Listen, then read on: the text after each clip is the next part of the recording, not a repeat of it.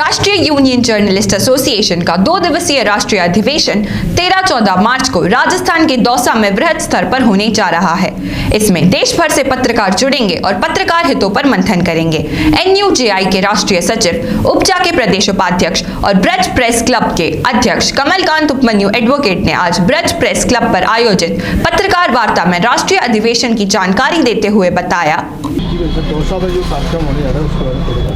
राष्ट्रीय union journalist association का 2 दिवसीय राजस्थान में महाकुंभ देश भर के पत्रकारों का लगने जा रहा है। इसमें राष्ट्रीय अधिवेशन है और इसमें विभिन्न राज्यों के, पूरे देश भर के राज्यों के प्रमुख पदाधिकारी और हमारी राष्ट्रीय कार्यकारिणी के जो पत्रकार हैं, अध्यक्ष हैं रास बिहारी जी, मोहन तेज जी, इसके महामंत्री हैं, ये सारे लोग इस पर मंथन करेंगे। जो कोरोना संकट में मीडिया संस्थानों, मीडिया को जो संकट पैदा हुआ है, उससे आर्थिक पैकेज किस तरह से सरकार से हम वो करें। दूसरा, इसमें एक इस समय पत्रकारों में या संस्थानों में एक अजीब सी स्थिति पैदा हुई है।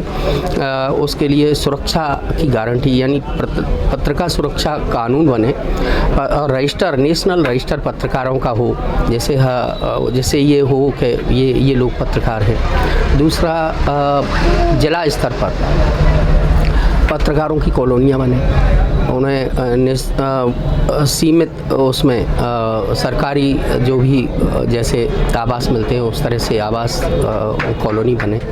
तहसील स्तर पर पत्रकारों को बसों में और रेल की जो सुविधाएं थी, चिकित्सा सुविधा राज्य की कर्मचारियों की तरह उन्हें मिले। ऐसे मुद्दे उठाए जाएंगे, बात होगी। और इसमें मीडिया संस्थानों को, छोटे और मझोले अखबारों को छोटे स्तर पर आर्थिक पैकेज, क्योंकि उस समय ये सारे पत्रकारों के सामने आर्थिक संकट का दौर है। कहीं कोई विज्ञापन पैदा नहीं हुए, कहीं कोई वो नहीं हुई, छोटे अखबार चलें कैसे, छोटे जो मीडिया संस्थान है वो उभरें कैसे इससे। इस संकट के दौर में उनकी आर्थिक संभल होना चाहिए, आर्थिक मदद होनी चाहिए।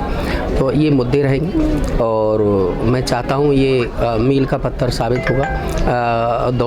दौसा में लगने जा रहा है 2 दिवसीय 13 और 14 मार्च को। तो इसमें 13 के दिन भी और देश भर से प्रमुख हस्तियां इसमें उद्बोधन करेंगी।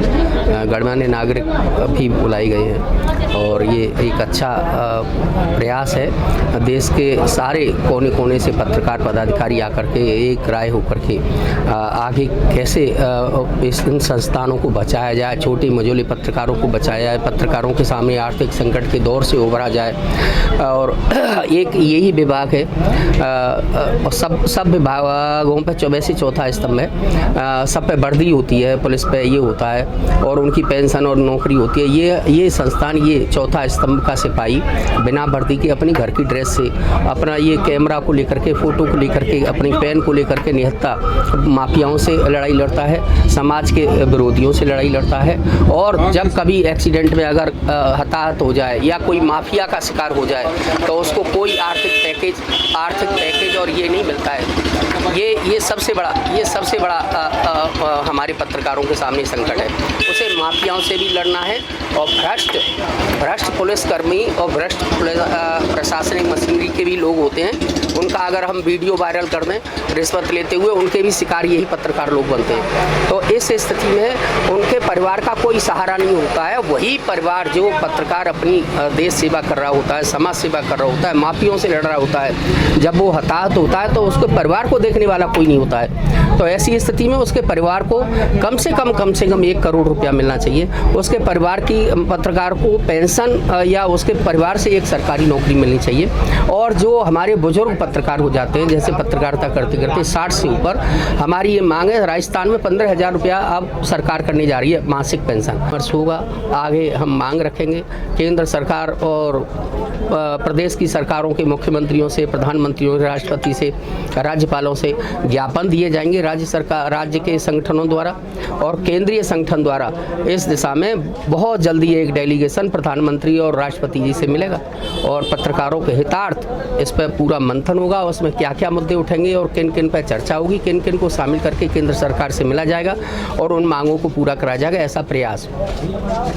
मोहनी जगदीश मल्टी स्पेशलिस्ट हॉस्पिटल विश्व स्तरीय चिकित्सा सुविधाओं के साथ ट्रॉमा सेंटर 24 घंटे आपकी सेवा में तत्पर। Mohini Jagdish multi specialist hospital, Reliance petrol pump के निकट, राया रोड, मथुरा।